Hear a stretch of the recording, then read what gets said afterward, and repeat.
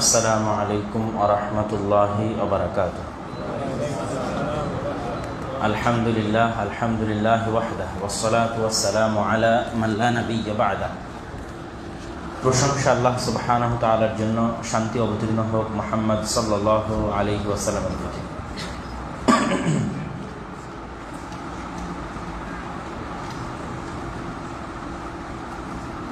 আমরা আমাদের কিতাব ভিত্তিক সাপ্তাহিক দার্সের কিতাবুত তাওহীদের দার্সে চলমান আছে আলহামদুলিল্লাহ। কিতাবুত তাওহীদের দার্সের সর্বশেষ যে আলোচনাটি আমরা শেষ করেছিলাম সেটি মূলত ছিল শিরকের যে বিভিন্ন ধরন আছে সেগুলোর ধারাবাহিকভাবে উল্লেখ চলতেছে এখন। সেই ধারাবাহিক উল্লেখের মধ্যে তাবিজ কবজ দিয়েই উনি শুরু করেছেন, যেটার একটা অংশের আলোচনা আমরা গত সপ্তাহে শেষ করেছি। আর একটা অংশের আলোচনা এই সপ্তাহে আমরা শেষ করব। বাবু মা জাআ ফির রুকা ওয়াত তামাইম, ঝাড়ফুঁক, নজর নেওয়াজ, তাবিজ কবজ ইত্যাদি বিষয়ে হাদিসে যা বর্ণিত হয়েছে।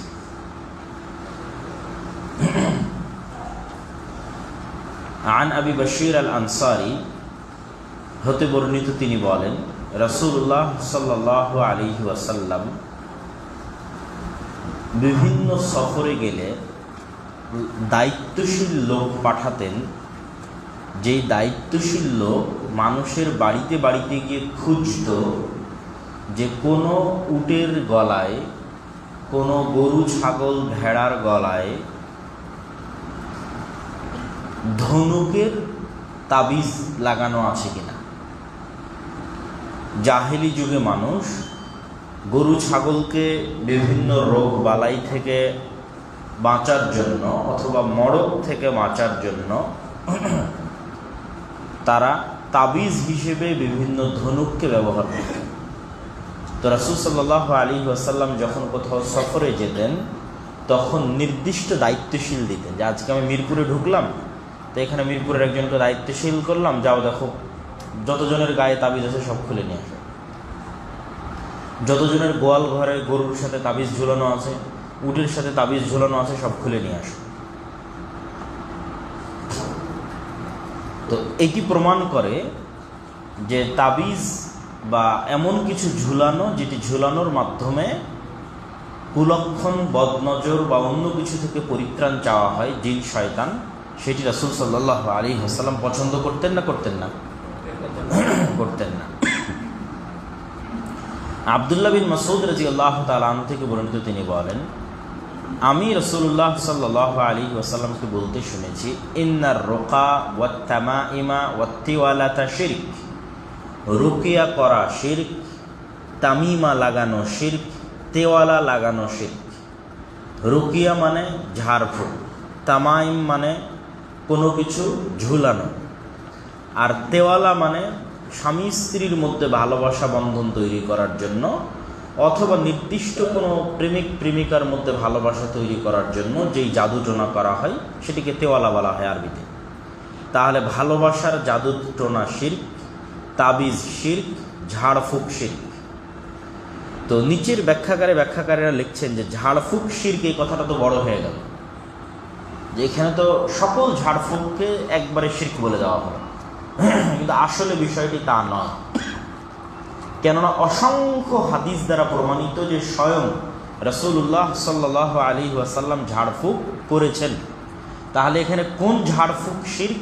যা কোরআন দ্বারা প্রমাণিত নয়, যা হাদিস দ্বারা প্রমাণিত নয়।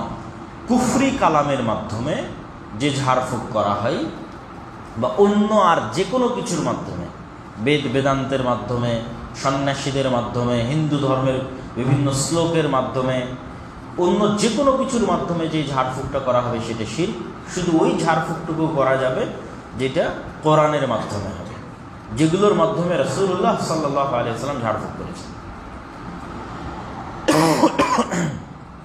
তাহলে এই হাদিসে তিনটে জিনিসকে শিরক বলা হয়েছে: ঝাড়ফুঁক শিরক, তাবিজ শিরক, ভালোবাসা প্রেম বন্ধন বাড়ানোর জন্য যে কোনো প্রকার জাদুটোনা বা অন্য কিছু অবলম্বন করা শিরক। আরেক হাদিসে রাসূলুল্লাহ সাল্লাল্লাহু আলাইহি ওয়াসাল্লাম বলেন, মান তাআল্লাকা শাইআন উকিলা ইলাইহি আও উকিলা ইলাইহি, যে ব্যক্তি কোনো কিছু ঝুলালো তার শরীরে, তার দায় দায়িত্ব আল্লাহ ওই বিষয়টির উপরেই ন্যস্ত করে দিবেন। মানে যে তাবিজ ঝুলালো, তাহলে তার দায় দায়িত্ব আল্লাহ কার উপরে ন্যস্ত করে দিবেন? ওই তাবিজের উপর ন্যস্ত করে দিবেন। আল্লাহ তার কোনো দায় দায়িত্ব গ্রহণ করবেন না। তাহলে যে ব্যক্তি কোনো কিছু ঝুলানোর মাধ্যমে কোনো বিপদ আপদ থেকে বাঁচতে চায়, রোগ বালাই থেকে বাঁচতে চায়, আল্লাহ তার দায়িত্ব থেকে মুক্ত হয়ে যান। সারমর্ম কথা এই হাদিসের এটি, যে আমি যদি তাবিজ কবজের আশ্রয় নিই তাহলে আল্লাহর আশ্রয় আর চাইলাম না, অতএব আল্লাহর আর এখানে কোনো দায়বদ্ধতা থাকলো না। এখন আপনি জানেন আর আপনার তাবিজ জানেন, আপনার কবিরাজ জানেন, তো যদি আপনার কাছে এটা ভালো মনে হয় যে আল্লাহ আমার দায় দায়িত্ব না নিক, তাহলে আপনি তাবিজ কবজ ব্যবহার করবেন। আপনি জানেন, আপনার তাবিজ জানেন, আপনার কবিরাজ জানেন। হাদিসে রাসূলুল্লাহ সাল্লাল্লাহু আলাইহি ওয়াসাল্লাম বলছেন, যে ব্যক্তি তাবিজ কবজের আশ্রয় নিল, আল্লাহ তার দায় দায়িত্ব ওই তাবিজ কবজের উপর ন্যস্ত করে দেবেন। ঝাড়ফুঁক পর্যন্ত কেন যাচ্ছে? ঝাড়ফুঁকে কার আশ্রয় চাওয়া হয়? আল্লাহর আশ্রয় চাওয়া হয়। মানে কোরআনের যে ঝাড়ফুঁকগুলো, এগুলোতে কার আশ্রয় চাওয়া হয়েছে? আল্লাহর আশ্রয় চাওয়া হয়। কুল আউযু বিরাব্বিন নাস, মালিকিন নাস, ইলাহিন নাস, আউযু বিরাব্বিন নাস। আমি পরিত্রাণ চাচ্ছি মানুষের প্রতিপালকের মাধ্যমে, মালিকিন নাস মানুষের বাদশার মাধ্যমে, ইলাহিন নাস মানুষের ইলাহের মাধ্যমে, মিন শাররিল ওয়াসওয়াসিল খান্নাস, কার থেকে পরিত্রাণ চাচ্ছি? খান্নাস নামক অনিষ্টকারী জিন থেকে পরিত্রাণ চাচ্ছি। আল্লাযী ইউওয়াসওয়িসু ফি সুদুরিন নাস, যে মানুষের অন্তরের মধ্যে সবসময় ওয়াসওয়াসা দান করে। মিনাল জিন্নাতি ওয়ান নাস, আমি আল্লাহর নিকটে পরিত্রাণ চাচ্ছি মানুষ থেকে, আল্লাহর নিকটে পরিত্রাণ চাচ্ছি জিন থেকে। মানুষ থেকে কেন পরিত্রাণ চাওয়া হয়েছে? মানুষের বদনজর, যেটা কুল আউযু বিরাব্বিল ফালাক আছে। কুল আউযু বিরাব্বিল ফালাক মিন শাররি মা খালাক ওয়া মিন শাররি গাসিকিন ইযা ওয়াকাব ওয়া মিন শাররিন নাফফাথাতি ফিল উকদ ওয়া মিন শাররি হাসিদিন ইযা হাসাদ। আমি পরিত্রাণ চাচ্ছি হিংসুকের হিংসা থেকে। ওয়া মিন শাররি হাসিদিন ইযা হাসাদ, এটা মানুষের, আগেরগুলো জিনের। তাহলে বদনজর এবং হিংসা হচ্ছে মানুষের, কিন্তু এই পরিত্রাণগুলো চাওয়া হচ্ছে কার কাছে? আল্লাহর কাছে।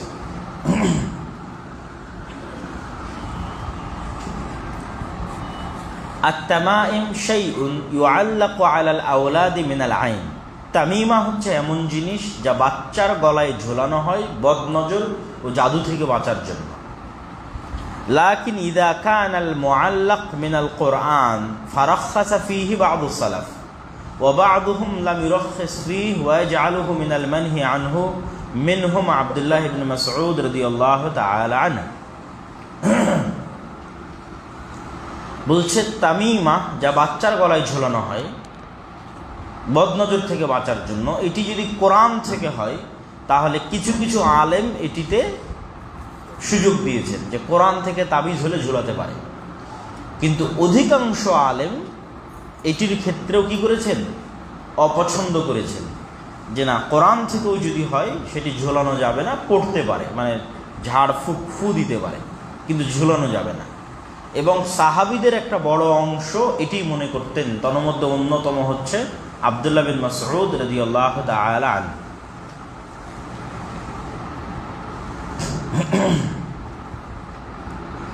والرقى هي التي تسمى العزائم وخص منه الدليل ما خلا من الشرك, যেটা আমি এখনই বললাম যে রুকিয়া হচ্ছে ঝাড়ফুঁক, সেটা ততটুকুই করা যাবে যতটুকু শিরক মুক্ত।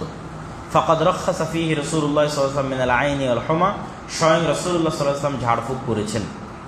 ওয়াত্তিওয়ালাতু শাইউন ইয়াসনাউনাহু ইয়াজআমুনা আন্নাহু ইউহাব্বিবুল মারআ ইলা যাওজিহা, তেওয়ালা হচ্ছে এমন জিনিস যা স্বামী স্ত্রী অথবা প্রেমিক প্রেমিকার মধ্যে ভালোবাসা বন্ধন তৈরি করে, যা আমরা বলে দিয়েছি অলরেডি।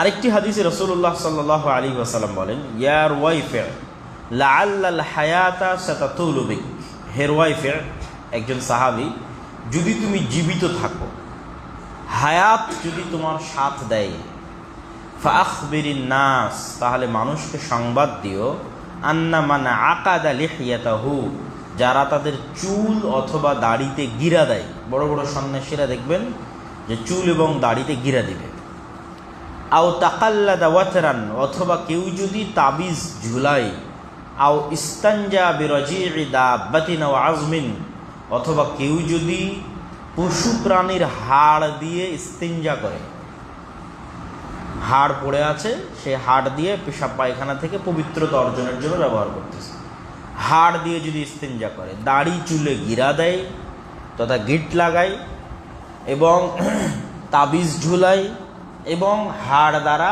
ইস্তিনজা করে, তাহলে তাদেরকে বলে দিও যে মুহাম্মদ সাল্লাল্লাহু আলাইহি ওয়াসাল্লাম তাদের থেকে নিজেকে মুক্ত ঘোষণা করেছেন, অথবা তারা মুহাম্মদ সাল্লাল্লাহু আলাইহি ওয়াসাল্লামের উম্মতের অন্তর্ভুক্ত নয়। ওয়ান সাঈদ ইবনে জুবাইর, এটা হাদিস নয়, এটা একজন তাবিঈর বক্তব্য, বিখ্যাত তাবি সাঈদ ইবনে জুবাইর, তিনি বলেন, মান কাতা'a তামিমাতান মিন ইনসানিন কানা কাআদলি রাকাবাতিন, যে ব্যক্তি কোনো মানুষের গলা থেকে তামিমা, মানুষের হাত বা গলা থেকে তাবিজ খুলে ফেলে দিল, সে যেন একটা গোলাম আজাদ করার সমান নেকি অর্জন করল। তথা সাঈদ ইবনে জুবাইর বুঝাতে চাইলেন যে তাবিজ খুলে ফেলা বড় নেকির কাজ, অনেক বড় নেকির কাজ। আচ্ছা, ওয়াকি ইবনুল জাররাহ এবং ইব্রাহিম আন-নাখঈ, ওয়াকি ইবনুল জাররাহ অনেক বড় মুহাদ্দিস, ইব্রাহিম আন-নাখঈ অনেক বড় ফাকিহ, তারা দুইজন বলেন, এটাও তাবেঈনদের কওল, কানু ইয়াকরাহুনা আত-তামাইমা কুল্লাহা মিনাল কুরআনি আও মিন গায়রিল কুরআন, সাহাবীরা এবং তাবিঈরা সকল প্রকার তাবিজকে অপছন্দ করতেন, চাহে সেই তাবিজটি কোরআন থেকে হোক অথবা কোরআনের বাইরে থেকে হোক। কে বললেন? ইব্রাহিম আন-নাখঈ এবং ওয়াকি ইবনুল জাররাহ। কাদের কথা বলছেন? তারা তাবিঈ, তারা বলতেছেন তাদের নিজেদের কথা এবং সাহাবীদের কথা, যে তারা কোরআন এবং কোরআনের বাইরের তাবিজকে কি করতেন? অপছন্দ করতেন। এখানে একটা মজার জিনিস বলি, সেটি হচ্ছে সাধারণত আমাদের দেশে যেই মাযহাবের অনুসরণ করা হয়, আমাদের হানাফি মাযহাবের ভাইয়েরা, আমি তাদেরকে ছোট করার উদ্দেশ্যও নয় অথবা তুচ্ছ তাচ্ছিল্য করার উদ্দেশ্যও নয়, সম্মান করেই বলতেছি, সাধারণত হানাফি মাযহাবের যে মাসালাগুলো আছে সেই মাসালাগুলো বেশিরভাগ আব্দুল্লাহ বিন মাসউদ, ইব্রাহিম নাখঈ এবং আলকামা এদের মাধ্যমে প্রতিষ্ঠিত এবং প্রচারিত। আব্দুল্লাহ বিন মাসউদ রাদিয়াল্লাহু তাআলা আনহু কুফায় ছিলেন, কুফায় তার ছাত্রদের মধ্যে বড় বিখ্যাত ছাত্র ছিল এরাই।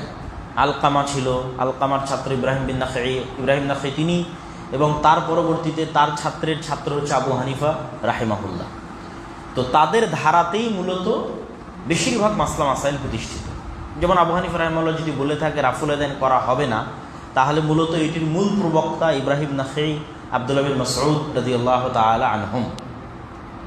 যদি বলে থাকে আস্তে আমিন বলতে হবে, তাহলে এগুলোর মূল প্রবক্তা বা এই মতের মূল প্রচারকারী মূলত তারা। কুফায় এই আলেম ওলামারা বসবাস করতেন।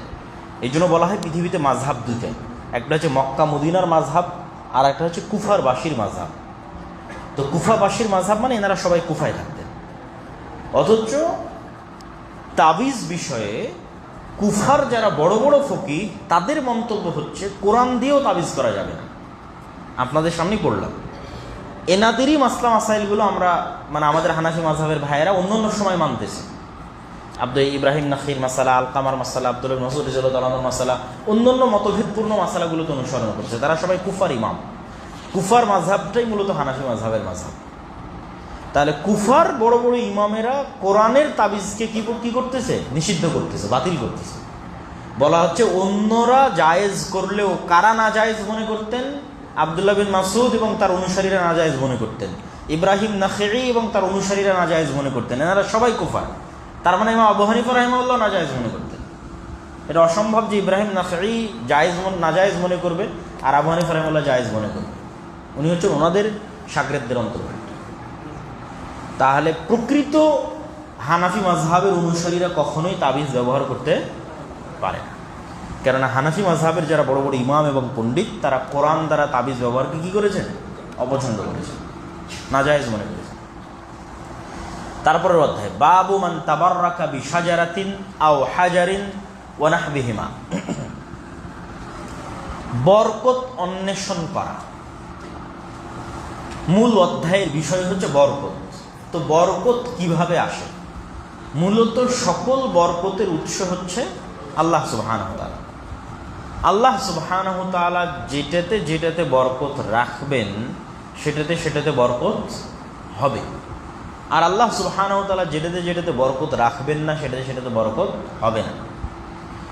তাহলে পৃথিবীর ওই জিনিসগুলোকে স্থায়ীভাবে বরকতময় মনে করা সম্ভব যেগুলোর ঘোষণা আল্লাহ দিয়েছেন। মক্কার বরকতের ঘোষণা আল্লাহ দিয়েছেন, মদিনার বরকতের ঘোষণা দিয়েছেন, শাম বা সিরিয়ার বরকতের ঘোষণা রাসূলুল্লাহ সাল্লাল্লাহু আলাইহি ওয়াসাল্লাম দিয়েছেন, জমজমের পানির বরকতের ঘোষণা রাসূলুল্লাহ সাল্লাল্লাহু আলাইহি ওয়াসাল্লাম দিয়েছেন, হাজরে আসওয়াদের বরকতের ঘোষণা দিয়েছেন। তো যেই যেই বিষয়গুলোর বরকতের ঘোষণা আল্লাহ এবং আল্লাহর রাসূল দিয়েছেন সেগুলো বরকতমণ্ডিত।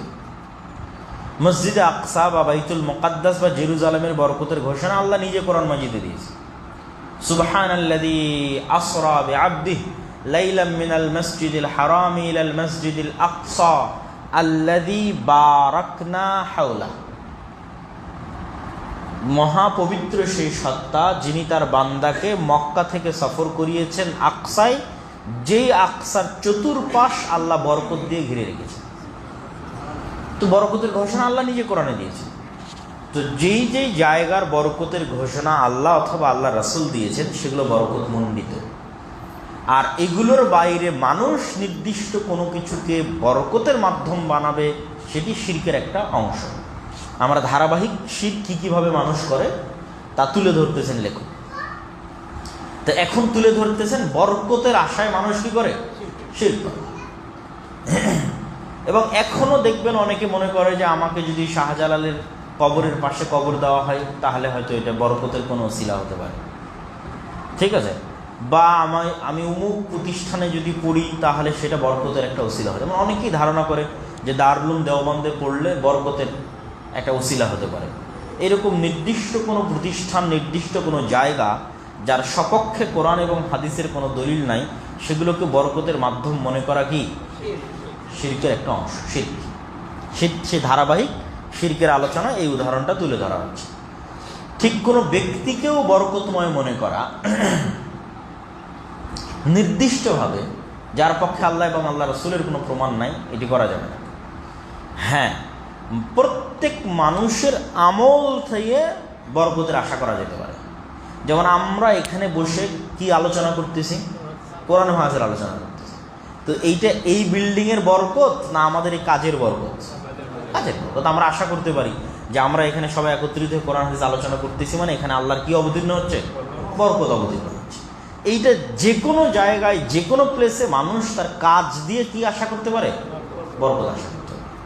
যে কোনো কাজ যার কথা কোরআন এবং হাদিসে আল্লাহ এবং আল্লাহ রাসূল বলেছে, যেগুলোর দ্বারা বরকত অবতীর্ণ হয়, যে কাজ দ্বারা, সেই কাজ দিয়ে সে বরকত আশা করতে পারে আল্লাহ সুবহানাহু ওয়া তাআলার পক্ষ থেকে। কিন্তু নির্ধারিতভাবে কোনো স্থান বরকতময় নয়।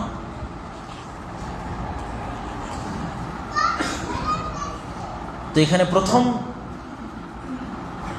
যে আয়াতটি তুলে ধরা হয়েছে, আফারাআইতুমুল লাতা ওয়াল উজ্জা ওয়া মানাতা সালিসাতাল উখরা, সূরাতুন নাজম 19-20 নম্বর আয়াত।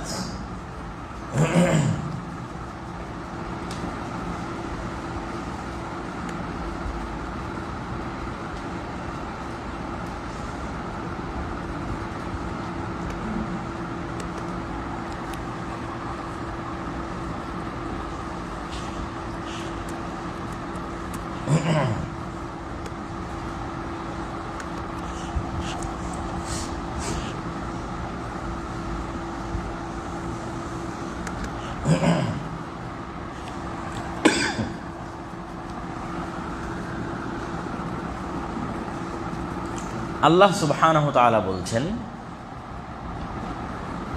যে তারা কি মনে করে যে লাত, উজ্জা, মানাত সালিসাত আল উখরা, মানে এই বিষয়গুলোকে জাহেলি যুগে তারা বরকতময় মনে করত।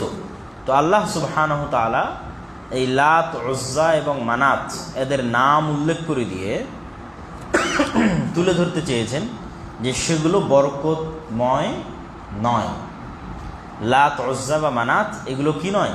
বরকতময় নয়। এবং এটি আরও স্পষ্ট হবে পরের যে হাদিস, সেই হাদিসের মাধ্যমে। সেই হাদিসে রাসূলুল্লাহ সাল্লাল্লাহু আলাইহি ওয়াসাল্লাম বলছেন,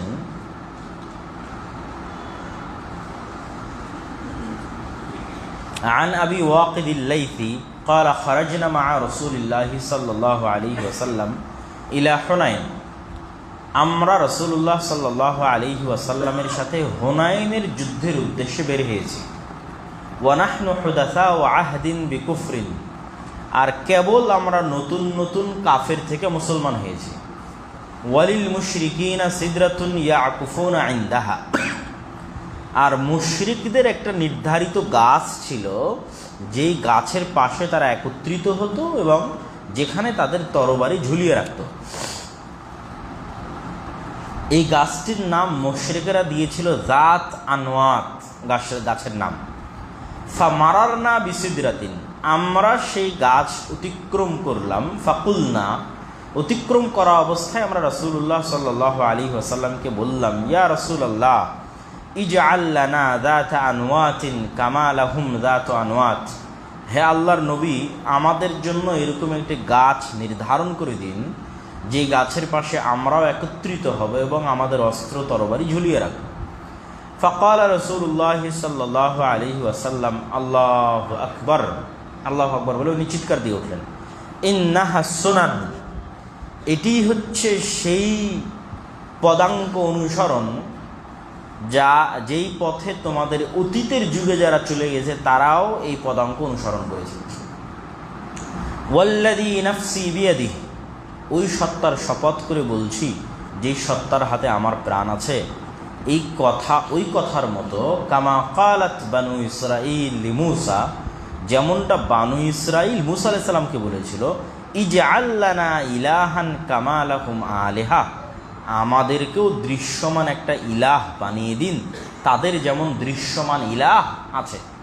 আমরা তো দেখতে পাই না কার ইবাদত করি, এইখানে সালাত আদায় করলাম, সামনে তো কিছু নাই, কার ইবাদত করছি দেখা যায় না।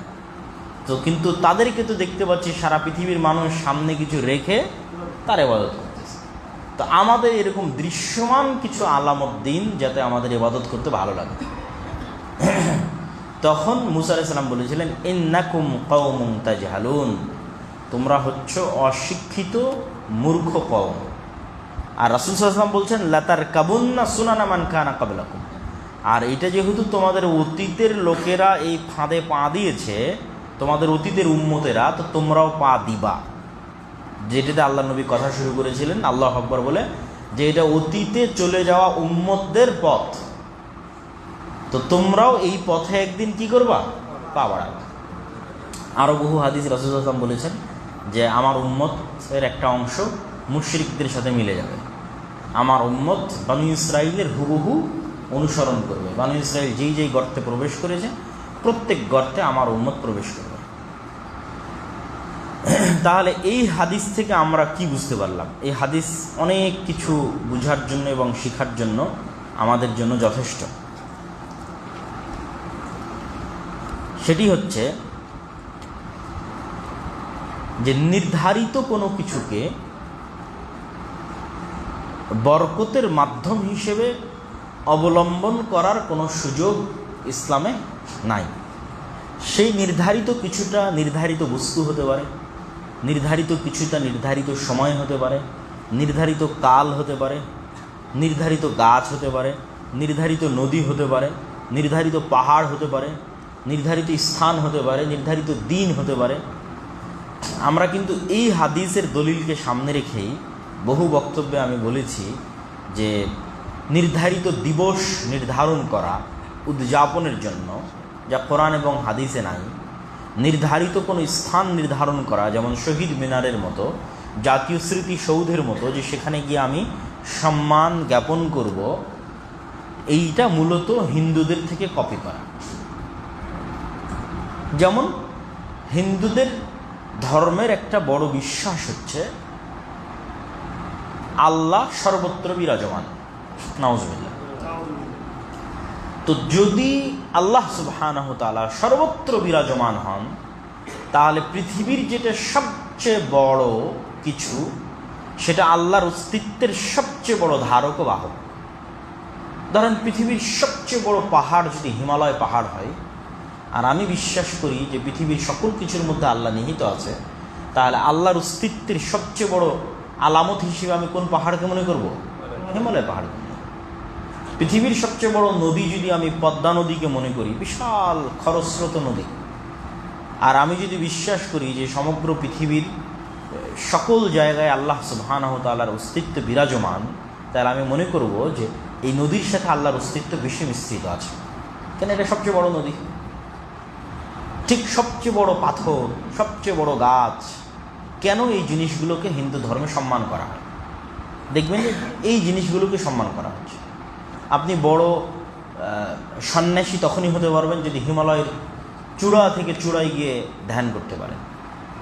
আর গঙ্গার পানি, পদ্মার পানি জমজমের চাইতেও পবিত্র, নাউজুবিল্লাহ। তো এই যে নির্ধারিত নদী, নির্ধারিত গাছ, নির্ধারিত স্থান, নির্ধারিত পাথরকে সম্মান করা, এটি হিন্দু ধর্মের হুবহু অনুকরণ। ইসলামে কোনো সুলক্ষণ নাই, কোনো কুলক্ষণ নাই। যখন 1947-এ ভারত ভাগ হবে, তো যেহেতু ব্রিটিশরা চলে যাবে, তো কোন দিনে তোমরা স্বাধীনতা চাও?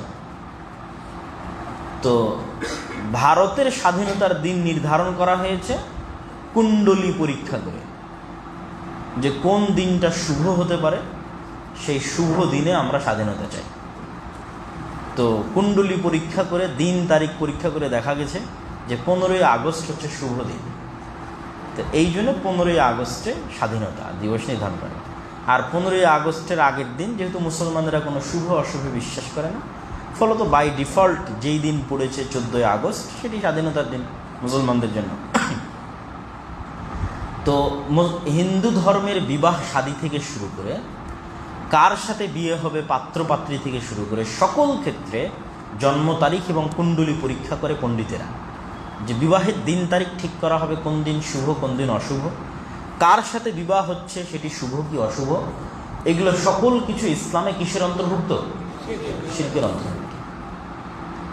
যা এই হাদিস থেকে আমরা স্পষ্টভাবে বুঝতে পারলাম এবং অনুভব করতে পারলাম। এই হাদিসের আরও অনেক শিক্ষা আছে। আর একটা অধ্যায় বলে আমি এখন পর্যন্ত যতগুলো হাদিস বলেছি সবগুলোর শিক্ষা তুলে ধরবো ইনশাল্লাহ। এটা আবার আলাদা করে জিজ্ঞেস করতে হবে।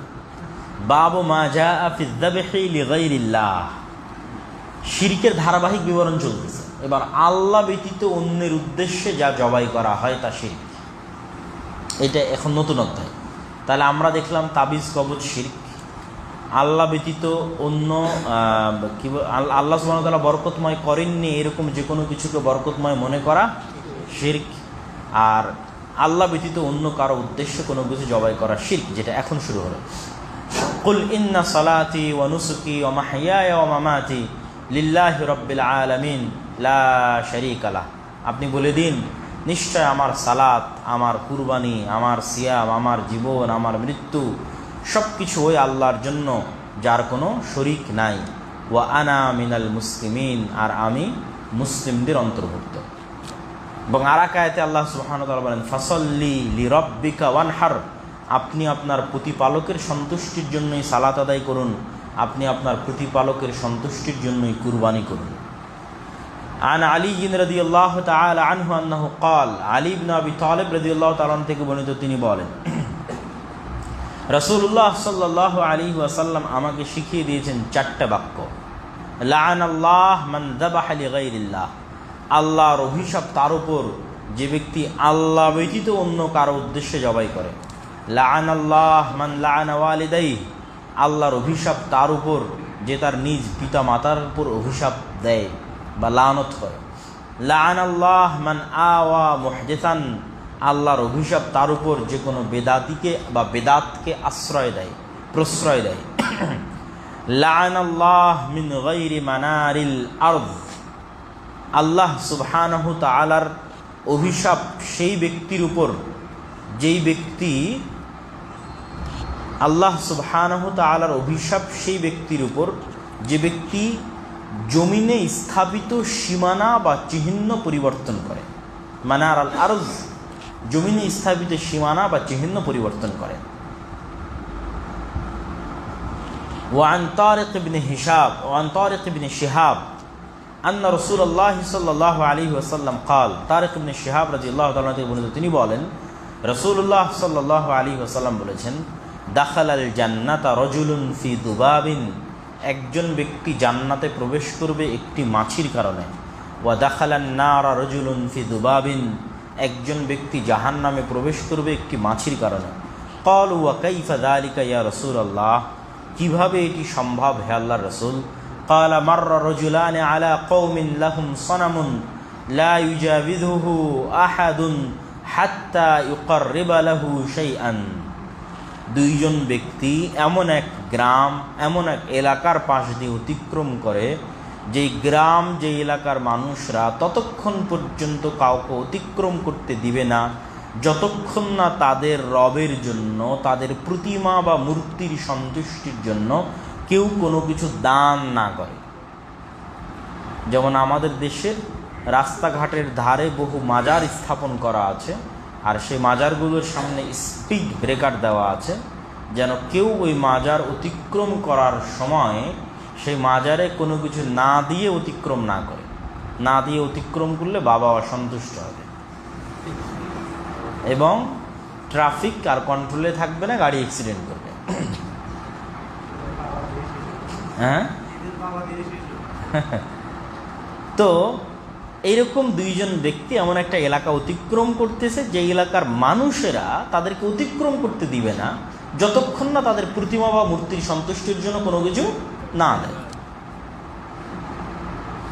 ক্বালু লিআহাদিহিমা কাররিব ক্বালা লাইসা ইনদি শাই, তাদের একজনকে বলা হলো যে তুমি আমাদের প্রতিমা এবং মূর্তির সন্তুষ্টির জন্য কিছু দান করো। সে বলল, আমার কাছে তো কিছু নাই যে আমি দান করব। ক্বালু, তাকে মানুষজন বলল, কিছুই নাই তো একটা মাছি দান করো। ওয়ালাউ দুবাবান, কিছু যখন নাই দেওয়ার তো কি দান করো, একটা মাছি দান। ফাকাররাবা দুবাবান, তখন সে মাছি অথবা মাছির সমতুল্য কোনো কিছু ওই প্রতিমার সন্তুষ্টির জন্য দিয়ে দিল। ফাখাল্লু সাবিলাহ, তখন ওই এলাকার মানুষ তার জন্য রাস্তা ছেড়ে দিল। ফাদাখালান নার, এই ব্যক্তি একটা মাছির জন্য জাহান্নামে চলে গেল। ওয়াকালু লিল আখার, আরেকজনকে বলা হলো, কাররিব, তুমি এখানে একটা মূর্তি প্রতিমা আছে, বাবা আছে, তার জন্য, তার সন্তুষ্টির জন্য কিছু দাও। মা কুনতু লিউকাররিবা লিআহাদিন শাইআন দুনাল্লাহি আযজা ওয়া জাল্লা, সে উত্তরে বলল, আমি আল্লাহ ব্যতীত, আল্লাহর সন্তুষ্টি ব্যতীত আর কারো সন্তুষ্টির জন্য কিছুই দিতে পারবো না।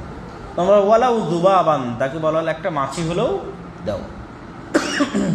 তখন সে বলল, ওয়ালাউ দুবাবান, একটা মাছি হলেও আমি আল্লাহর সন্তুষ্টি ব্যতীত অন্য কারো সন্তুষ্টির জন্য দিতে পারবো না। ফাদারাবু উনুকাহ, ওই এলাকার মানুষ তাকে হত্যা করল। ফাদাখালাল জান্নাহ, এই ব্যক্তি একটা মাছির জন্য জান্নাতে চলে গেল। তাহলে আমাদের অধ্যায় শুরু হয়েছিল কি দিয়ে?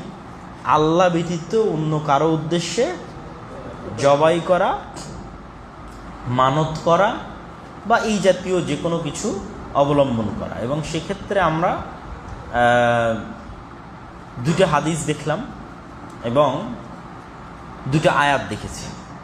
আয়াতের মধ্যে দেখেছি যে আমার সালাত, আমার কুরবানি সব কিছু কার জন্য? আল্লাহর জন্য।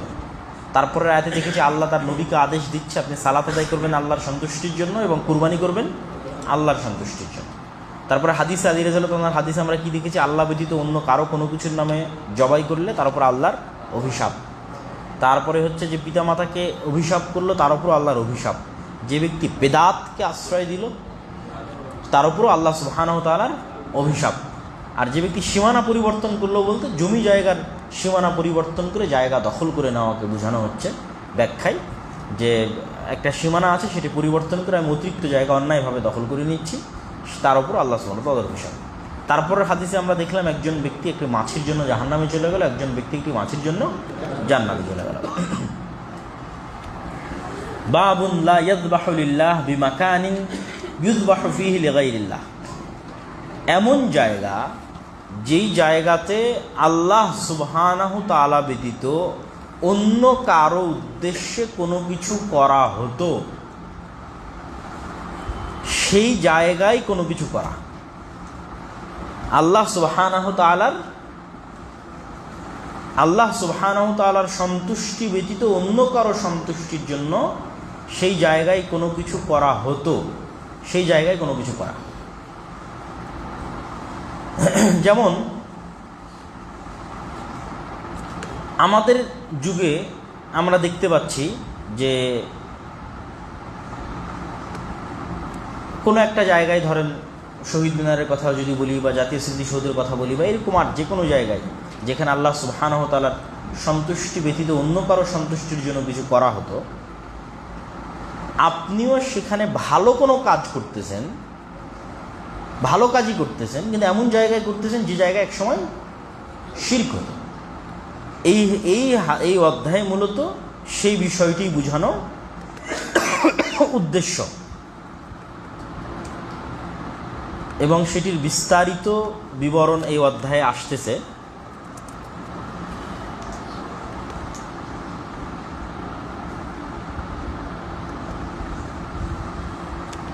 এবং যে কোরআনের আয়াতটি এখানে তুলে ধরা হয়েছে, সেই কোরআনের আয়াতটি মূলত যে একটি মসজিদ, যে মসজিদ মুনাফিকরা তৈরি করেছিল, মসজিদে নববী থেকে মানুষের দৃষ্টি সরিয়ে নেওয়ার জন্য, এবং আল্লাহর নবীর সামনে সেটিকে ভালো হিসেবে উপস্থাপন করার চেষ্টা করা হচ্ছিল, যে আল্লাহ নবী মসজিদটা আমরা খুব কষ্ট করে তৈরি করেছি, বা ইত্যাদি ইত্যাদি, আপনি একটু এখানে আসেন। আব্দুল্লাহ বিন উবাই এটা নেতৃত্ব দিচ্ছিল, এবং আপনি এখানে 2 রাকাত সালাত আদায় করেন। তখন আল্লাহ সুবহানাহু ওয়া তাআলা আল্লাহ নবীকে আদেশ দিয়ে বললেন, লা তাকুম ফীহি আবাদা, এটা মসজিদ হলেও যেহেতু এটা তৈরি হয়েছে খারাপ উদ্দেশ্যে, অকল্যাণকর উদ্দেশ্যে, অতএব এই মসজিদে আপনি সালাত আদায় করবেন না, বরং ওই মসজিদে সালাত আদায় করবেন লা মাসজিদুন উসসিসা আলাত তাকওয়া, মসজিদে নববী প্রতিষ্ঠিত হয়েছে তাকওয়ার উপরে, আল্লাহর সন্তুষ্টির উপরে। তাহলে এই আয়াত প্রমাণ করে যে এমন কাজটা ভালো, কিন্তু এমন জায়গায় হচ্ছে যেই জায়গার উদ্দেশ্য কি খারাপ। এবং এটিকে স্পষ্ট করার জন্য একটি হাদিস নিয়ে আসা হয়েছে। সাবিত ইবনে দাহহাক তিনি বলেন, নাযারা রাজুলুন আইয়ানহারা ইবিলান, এমন একজন ব্যক্তি আমাদের যুগের, সে কল্পনা করেছে, নিয়ত করেছে, মানত করেছে যে সে উটকে জবাই করবে বাওয়ানা নামক নির্দিষ্ট একটি জায়গায়। তো আল্লাহর নবীকে এই বিষয়ে জিজ্ঞেস করা হলো। তখন রাসূলুল্লাহ সাল্লাল্লাহু আলাইহি ওয়াসাল্লাম বলেন, হাল কানা ফিহা ওয়াসানুন মিন আওসানিল জাহিলিয়া ইউরবাদ, তুমি যেই জায়গাতে মানত করার নিয়ত করেছো সেখানে কি জাহেলি যুগে কোনো মূর্তির নামে মানত করা হতো?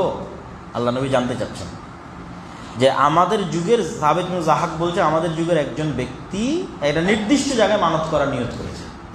ধরেন আপনি বললেন যে আমি মিরপুর 10-এর গোল চত্বরে একটা খাসি জবাই দেব, তো মিরপুর 10-এর গোল চত্বরে কেন খাসি জবাই দেবে? নট ইজ দ্য রিজন, কারণ কি? তো রাসূল সাল্লাল্লাহু আলাইহি ওয়াসাল্লাম জিজ্ঞেস করে, তুমি যে জায়গা নির্ধারণ করলা এখানে কি আগে জাহেলি যুগে কোনো মূর্তির নামে মানত করা হতো? না, কোনো মূর্তির নামে মানত করা হতো না। ফাহাল কানা ফিহা ঈদুম মিন আয়াদিহিম, এখানে কি কোনো উদযাপিত হতো? ধর্মীয় কোনো উৎসব, ধর্মীয় কোনো কৃষ্টি কালচার জাহেলি যুগের এই জায়গায় পালন করা হতো? না, এই জায়গায় কোনো কিছু পালন করা। তখন তাহলে ঠিক আছে, তাহলে কোনো সমস্যা নেই। তাহলে এমন জায়গা, যেই জায়গা জাহেলিয়াতের কাজের জন্য পরিচিত, সেখানে ভালো কাজও করা যাবে না, কেননা দিন শেষে আপনি সেটিকে কি করছেন? সম্মানিত করছেন। বরং সেটিকে ঘৃণা করতে হবে এবং সম্পূর্ণরূপে পরিত্যাগ করতে হবে। কেন এটি রাসূল সাল্লাল্লাহু আলাইহি ওয়াসাল্লাম জিজ্ঞেস করলেন? এগুলো ফাইন্নাহু লা ওয়াফা আলি নাযরিন ফি মাসিয়াতিল্লাহ ওয়ালা ফিমা লা ইয়ামলিকু আদম, বললেন দুইটা জিনিসে কোনো মানত চলে না, যেই মানত করার সাধ্য, পূরণ করার সাধ্য আদম সন্তানের নাই সেই মানত, আর যেই মানত আল্লাহর অসন্তুষ্টির জন্য হয় সেই মানত করা যাবে না।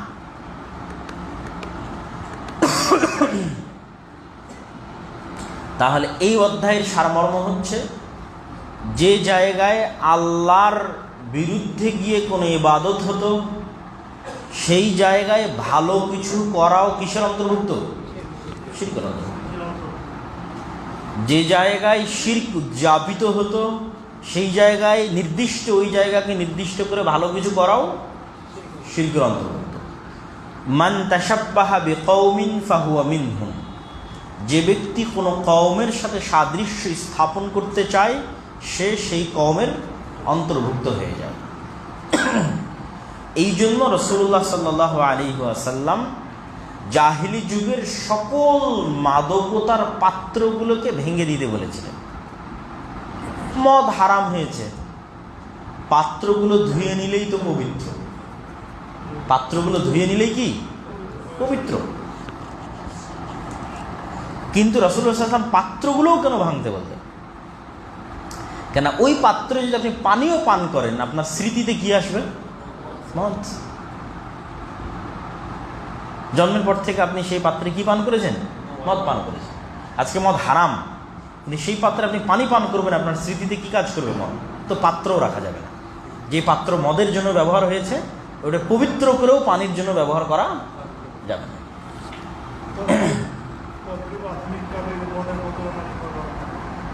মদের বোতলে, হ্যাঁ, বা পানির যে গ্লাসগুলো নির্ধারণ করা হয় যেগুলো সাধারণত বাইরের বিশ্বে মাদকতার জন্য ব্যবহার হয়, সেই সমস্ত গ্লাসগুলোতে পানি খাওয়া, এগুলো তো আপনাকে যদি ওই স্মৃতিচারণ করাই তাহলে অবশ্যই সেগুলো এড়িয়ে চলা উচিত। হ্যাঁ, স্টাইল করেছে মদের বোতলের মতো।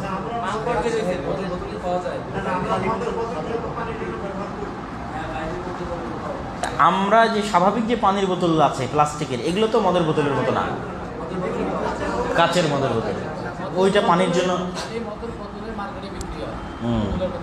ওগুলোর কথা বলতেছে না, ব্যবহার করাই উচিত। এখান থেকে তো সেটি বোঝা যাচ্ছে আল্লাহর নাফরমানিতে যে জিনিস ব্যবহৃত হয়েছে বা যে জায়গা ব্যবহৃত হয়েছে সেটি থেকে সম্পূর্ণরূপে অ্যাভয়েড করাই কি উত্তম। মন পরিষ্কার থাকে, অন্তর পরিষ্কার থাকে।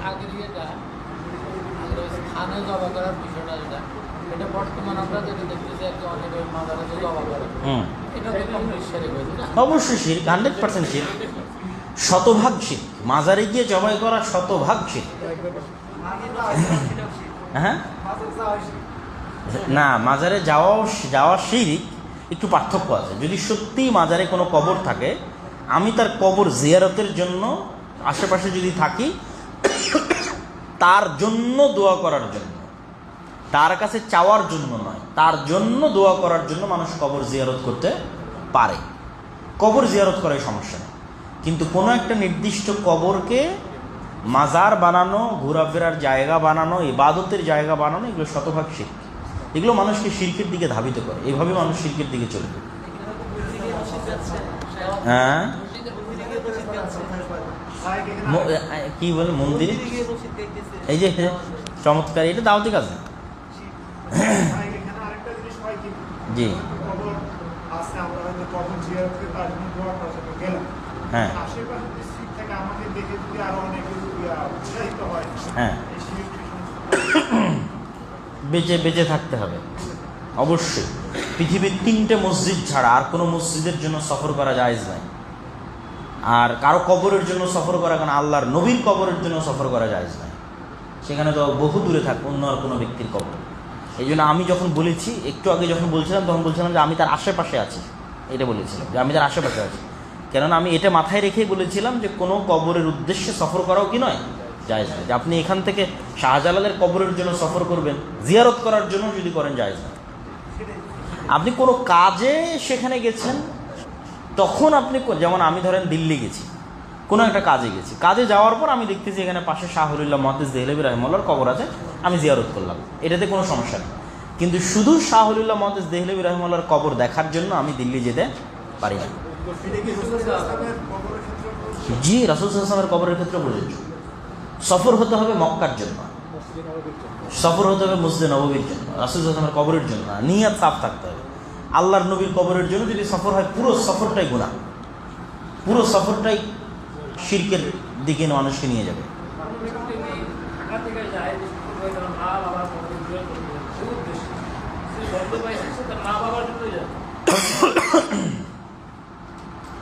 মা বাবার কবরের বিষয়টা মানে বরকতের উদ্দেশ্যে সফরের বিষয়টা আমরা এখানে আলোচনা করতেছি। মা বাবা তো আসলে তার নিকট আত্মীয়, সেখানে সে যেতেই পারে, নির্ধারিত দিন না করুক, নির্ধারিত সময় না করুক। কিন্তু আমরা যেটা আলোচনা করতেছি যে যেটার সাথে আমার কোনো কানেকশান নাই, আমি জাস্ট একটা বরকত হোক বা কোনো কিছু হোক, ভালো কল্যাণকর কোনো কিছু মনে করে সফর করতেছি একটা কবর দেখার জন্য, এটা করা যাবে না। এটা কোনো মসজিদের জন্য করা যাবে না।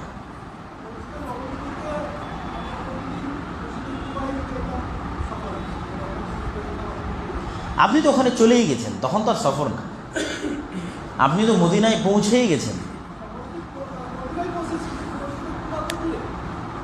ওইটা সফরের মধ্যে পড়ে না। মদিনার মানুষের কাছে এটা সফর না। আমি এখান থেকে মিরপুর 10-এ গেলে এটা সফর, এটা সফর না। আমি তো মসজিদে এই মদিনায় পৌঁছেই গেছি, সেখানে আমি সব জায়গায় যেতে পারি, সমস্যা নেই।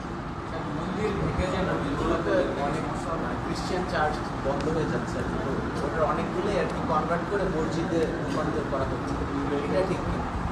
মসজিদ, এই খ্রিস্টান চার্চকে মসজিদে রূপান্তর করা এবং হিন্দুদের মন্দিরকে মসজিদে রূপান্তর করা, প্রথম অবস্থায় আমরা এটাই বলবো যে প্রাথমিকভাবে ঠিক না। দ্বিতীয়ত, যদি কোনো রাস্তা না থাকে, বিশেষ করে ইউরোপ এবং আমেরিকার কান্ট্রিগুলোতে কী হয়, একটা কালচারাল সেন্টারের পারমিশন পাওয়ার জন্য পায়ের জুতা ক্ষয় হয়ে যাবে। কিন্তু যখন একটা গির্জা অলরেডি কালচারাল সেন্টার থেকে পারমিশন মানে পারমিটেড, তখন আমি যদি ওই গির্জাটাকে ক্যাপচার করতে পারি, ক্যাপচার করে মসজিদ বানাতে পারি, আমার সকল কাজের পারমিশন সবচেয়ে ইজি।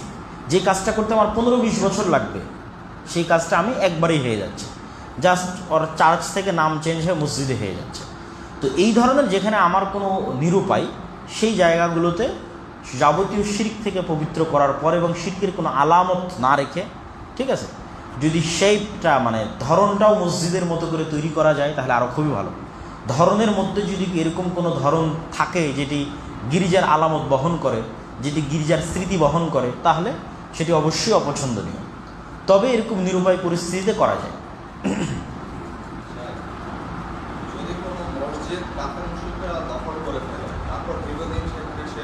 এইটার কথা ভিন্ন, এটা তো অধিকার, এটার সাথে উদ্দেশ্য না। যেমন স্পেনের যে খুব সুন্দর উদাহরণ দিয়েছে, যেমন স্পেনের কর্ডোভা জামে মসজিদ, এটা তো মুসলমানদের সম্পত্তি, মুসলমানদের ওয়াকফ করা জমি, মুসলমানের দানের টাকা, হাজার হাজার লক্ষ লক্ষ মুসলমানের দানের টাকা দিয়ে মসজিদ তৈরি হয়েছে। সেটা আমাদের আমানত না, আমাদের আমানত।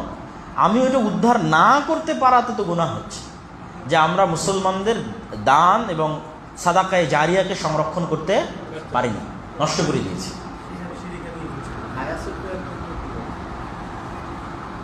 এইরকম নির্ধারিত নির্দিষ্ট কোনো কিছুর ক্ষেত্রে অ্যান্সার দেওয়া কঠিন, তবে যেটা আমভাবে বললাম সেটি। রাসূলুল্লাহ সাল্লাল্লাহু আলাইহি ওয়াসাল্লাম তার মসজিদ তৈরি করার ক্ষেত্রে, সাহাবীরা তাদের মসজিদ তৈরি করার ক্ষেত্রে অবশ্যই স্বতন্ত্র এবং স্বাভাবিক জায়গাতেই কি তৈরি করেছেন? মসজিদ তৈরি করেছেন। বিতর্কিত কোনো জায়গায় তারা মসজিদ তৈরি করেননি। এমনকি ওমর রাদিয়াল্লাহু তাআলা আনহু যখন মসজিদে আকসায় প্রবেশ করলেন, তখন আমি নামটা ভুলে গেছি, একজন ইহুদি পণ্ডিত যিনি ওমর রাদিয়াল্লাহু তাআলা আনহুর সাথে ছিলেন, তিনি পুরো মসজিদে আকসা, ওই পুরো কমপ্লেক্সটা ওমর রাদিয়াল্লাহু তাআলা আনহুকে ঘুরিয়ে দেখাচ্ছিলেন। তো ওমর রাদিয়াল্লাহু তাআলা সালাত আদায় করবেন কোথায়, সেই সিদ্ধান্ত নিতে পারতেছিলেন না যে আমি কোথায় সালাত আদায় করব। তো প্রথমত ওই পাদ্রী ইহুদি পণ্ডিত বললো যে এইটা খ্রিস্টানদের গির্জা, আপনি এখানে সালাত আদায় করেন। তখন ওমর রাদিয়াল্লাহু তাআলা বললেন, না, আমি তাদের গির্জাকে মসজিদে রূপান্তর করব না। একদম বিশুদ্ধ সনদে বর্ণিত যে ওমর রাদিয়াল্লাহু তাআলা বললেন, আমি তাদের গির্জাকে কিসে রূপান্তর করব না? মসজিদে রূপান্তর করব না। এবং তিনি মসজিদে রূপান্তর করেননি ওই গির্জাকে।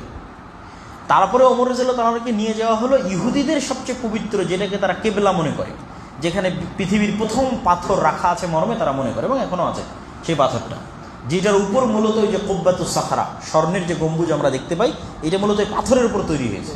তো ওমর রাদিয়াল্লাহু তাআলাকে বলা হলো যে আপনি এখানে সালাত আদায় করেন।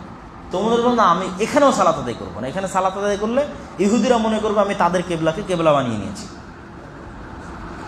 তখন উনি ওমর রাদিয়াল্লাহু তাআলা জিজ্ঞেস করলেন এখান থেকে কেবলা কোন দিকে, মানে কাবা কোন দিকে?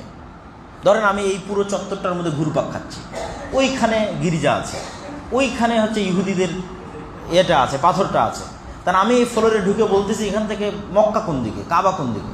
তো এখান থেকে মক্কা কাবা এই দিকে। তার আমি এগুলো সব জায়গা ফেলে দিয়ে এসে একদম ওই কমপ্লেক্স বা কম্পাউন্ডের একদম সামনের অংশ, যে সামনের অংশটা কাবার দিকে মুখ করে আছে, ওই জায়গাটা সম্পূর্ণ অনাবাদ, ময়লা, পাথর, ধুলা, বালি, আবর্জনা পড়ে আছে। ওমর রাদিয়াল্লাহু তাআলা নিজে ওই জায়গা সাফ করতে লাগলেন, আর মানুষকে বললেন আমরা এখানে সালাত আদায় করব। তখন সব সাহাবীরা মিলে ওই জায়গা কি করলেন?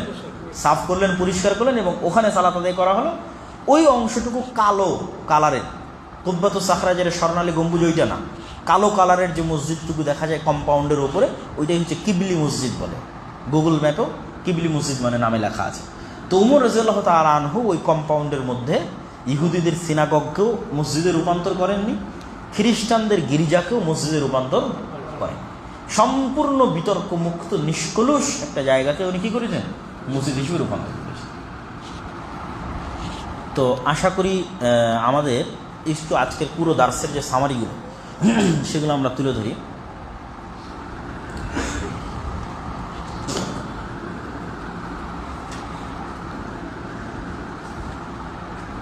আমরা প্রথমে তাবিজ কবজের আলোচনা করেছিলাম। বেশিরভাগ আলেম ওলামা সকল ধরনের তাবিজের বিরুদ্ধে, যদিও সেটা কোরআন থেকে হয়, সেটিকেও ওনারা শিরকের অন্তর্ভুক্ত করেছেন। আর বাকি সকল কিছুই তো শিরক, শুধু জায়েজ কতটুকু? ঝাড়ফুঁক, যেটা কোরআনের মাধ্যমে হবে, আল্লাহ এবং আল্লাহ রসুলের আদেশের মাধ্যমে হবে। তাবিজ কবজ ছিঁড়ে ফেলা কি ফজিলতের কাজ না মন্দ কাজ? ফজিলতের কাজ। তারপরে আমরা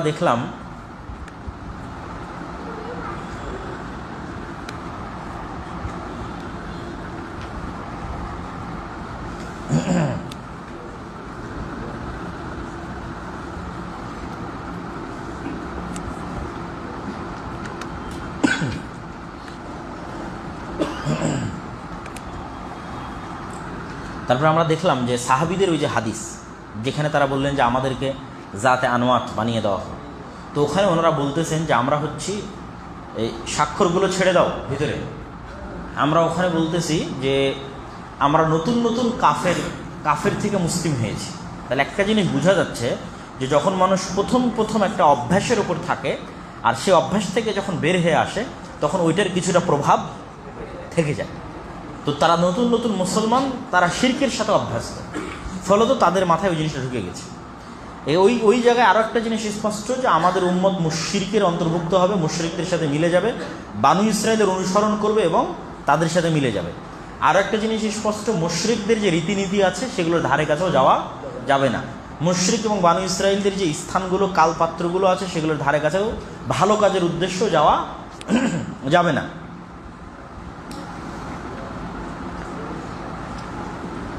তারপরে বিভিন্ন ক্ষেত্রে আল্লাহু আকবার বলার একটা প্রমাণ পাওয়া গেল, যে বড় কিছু সংঘটিত হলে বা এমন কিছু যেখানে আল্লাহু আকবার স্বাভাবিক বলা যায়। রাসূল সাল্লাল্লাহু আলাইহি ওয়াসাল্লাম কথা শুরু করলেন কি দিয়ে? আল্লাহু আকবার দিয়ে তিনি কথা শুরু করলেন।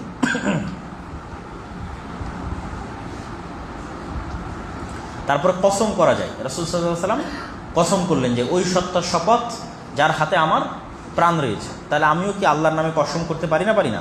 কসম করতে পারি। ফতোয়া দেওয়ার ক্ষেত্রেও কসম করা যায়।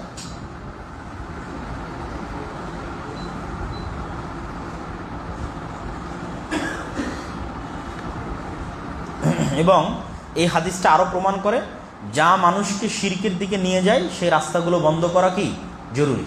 প্রত্যেক যে জিনিস মানুষকে শিরকের দিকে নিয়ে যায়।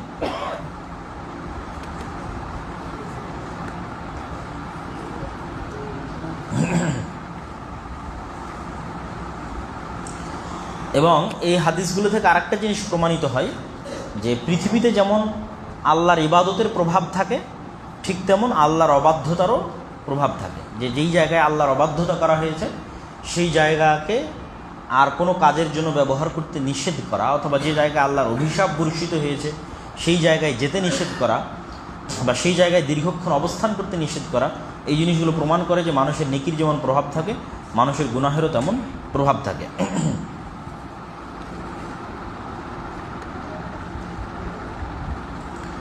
মুফতি কোনো প্রশ্নের উত্তর দেওয়ার সময় মানুষের অবস্থা যাচাই করতে পারে, ডাইরেক্ট ফতোয়া না দেওয়া। যেমন রাসূল সাল্লাল্লাহু আলাইহি ওয়াসাল্লাম ওই ব্যক্তিকে জিজ্ঞেস করলেন যে তুমি যে জায়গায় মানত করতে চাচ্ছ সেখানে কি আগে মূর্তির পূজা হতো, সেখানে কি আগে কোনো হিন্দুদের বা কারো কোনো উদযাপন হতো। তো এই যে তার সকল অবস্থা যাচাই করে তিনি ফতোয়া দিলেন। তা আমরা যেন কারো বিষয়ে যখন ফতোয়া দিই তখন যেন সার্বিক অবস্থা যাচাই করে ফতোয়া দিই, হুট করে একটা ফতোয়া না দিই।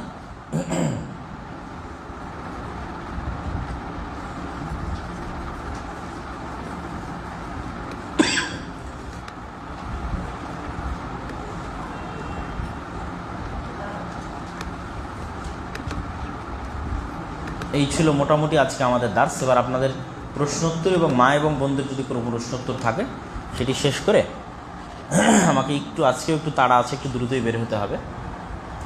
যারা ইতিমধ্যে প্রশ্ন কয়েকবার করেছেন তারা বাদে যদি প্রশ্ন করেন খুব ভালো হয়, দার্সের এজেন্ট। জি,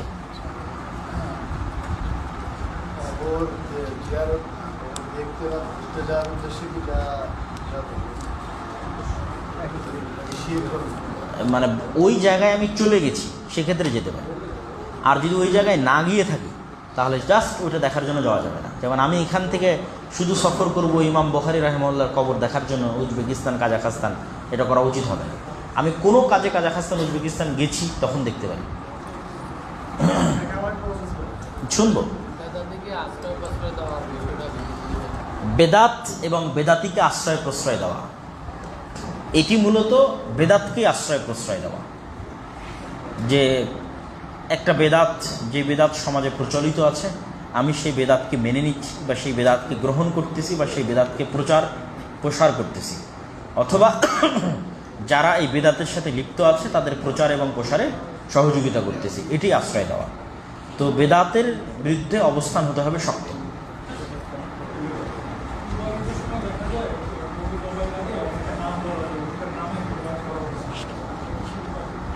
অমুকের নামে বলতে মানে কেউ যদি বলে মৃত, মানে মৃত বাবা মায়ের নামে, অমুকের নামে, এগুলো কুরবানি চলবে না। হ্যাঁ বলতে পারে, স্বাভাবিক। আমি জবাই করছি, আমি আমার নাম বলবো না যে আমার পক্ষ থেকে কুরবানি, এটা সমস্যা নেই। হ্যাঁ, নামে তো না, ওখানে বলতে হয় যে হে আল্লাহ আপনি কবুল করুন অমুক অমুকের পক্ষ থেকে।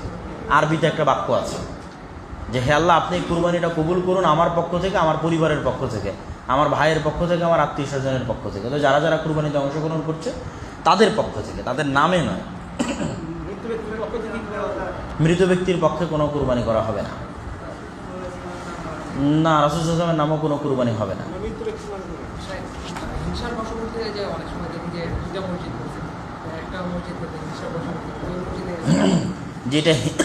যেটা হিংসার বশবর্তী হয়ে তৈরি হয়েছে সেটাতে যাওয়া যাবে না।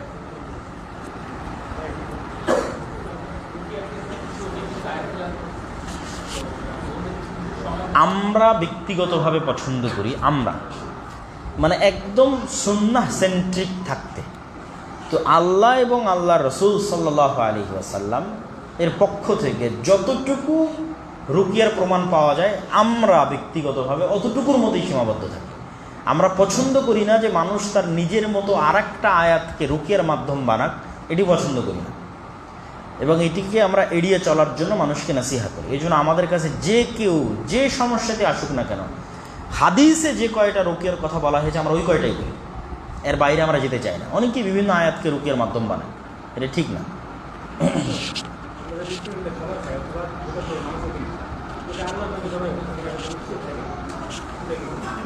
স্বাভাবিক মুসলিম দেশে মুসলমানের দোকানে স্বাভাবিক ধারণা রাখতে হবে যে এটি আল্লাহর নামে জবাই করা হয়েছে, যতক্ষণ না নিশ্চিত প্রমাণ না পাওয়া যাচ্ছে যে এটি কোনো মুসলমান জবাই করেনি বা কোনো মুসলমানের দোকান বা মুসলমানের শপ থেকে আসেনি।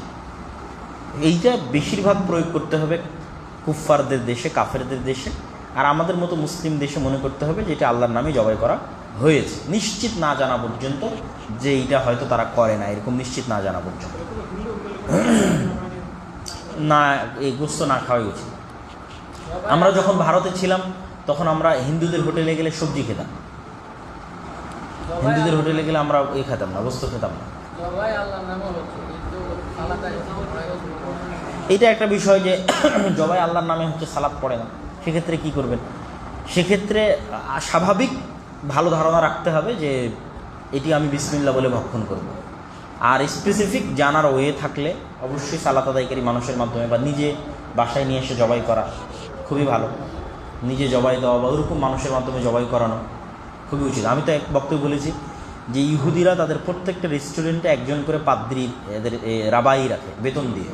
আমার একটা বক্তব্য শুনতে শুনতে পাবো যে প্রত্যেকটা রেস্টুরেন্টে একজন করে রাবাই রাখা আছে বেতন দিয়ে, খালি পশু জবাই করার জন্য। ওরা কি পরিমাণ ওদের দিনকে স্ট্রিক্টলি ফলো করে,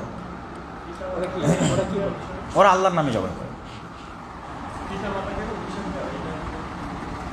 পিতা মাতাকে অভিশাপ দেওয়া মানে গালি দেওয়া, সেটাই অভিশাপ দেওয়া।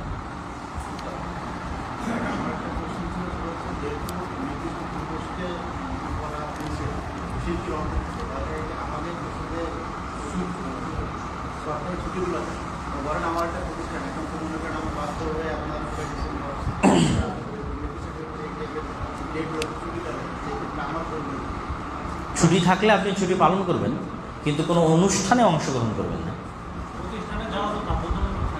হ্যাঁ, প্রতিষ্ঠানে গিয়েও অনুষ্ঠান অ্যাভয়েড করার চেষ্টা করতে হবে যতটা সম্ভব।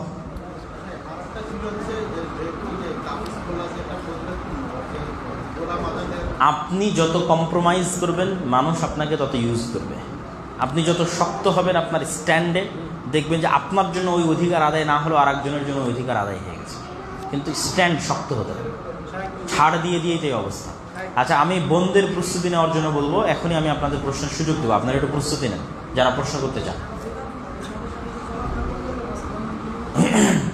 এইটা আসলে যদি বেদাত হয় কুফরি, মানে এমন বেদাত যে বেদাতকে মানুষকে কাফের বানিয়ে দেয়, সেই বেদাতিকে সম্পূর্ণরূপে অ্যাভয়েড করাই উচিত। যদি সামাজিকভাবে আমাদের অবস্থান থাকে স্ট্রং, মানে আমরা যারা সুন্নাহর অনুসরণ করি তাদের অবস্থান সামাজিকভাবে স্ট্রং, তো আমার সমাজে একজন মানুষ যে এই ধরনের কুফরি বেদাতে লিপ্ত হচ্ছে, তাহলে তাকে বয়কট করলেই তার হেদায়েতের রাস্তা সহজ হবে। আর যদি এমন হয় যেখানে সবই বেদাতি আর আমরা হচ্ছে অল্প সংখ্যক সুন্নাহর অনুসারী, তাহলে সেক্ষেত্রে বয়কট করলে মূলত আমি বয়কট হয়ে যাব, সে বয়কট হবে না।